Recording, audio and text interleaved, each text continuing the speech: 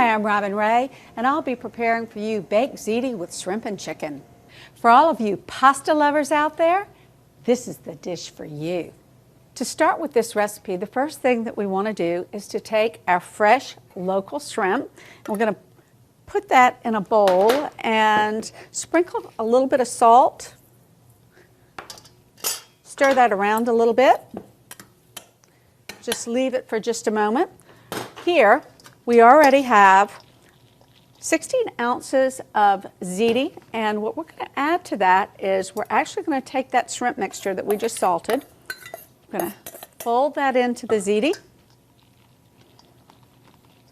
Then we're going to add 1 can of tomatoes.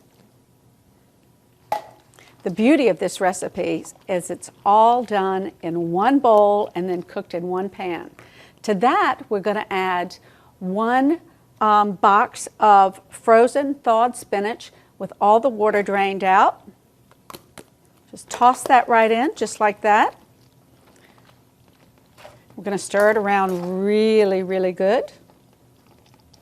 Then we're going to add 1 cup of cooked chicken. Now, the shrimp is raw because it only takes a few minutes to cook shrimp, and we don't want that to get overdone. However, we need to cook our chicken beforehand, so we're going to fold that in.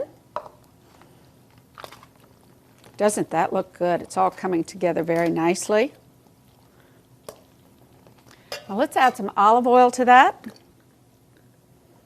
so it's nice and moist. All right, I think that's about it. Those nice colors, greens, reds. Now we're going to add some feta cheese to that. So with all of our ingredients together, we're going to put that in a 350 oven until those shrimp are done and everything is nice and bubbly. About 15-20 minutes and it's ready to go. A one-meal dish.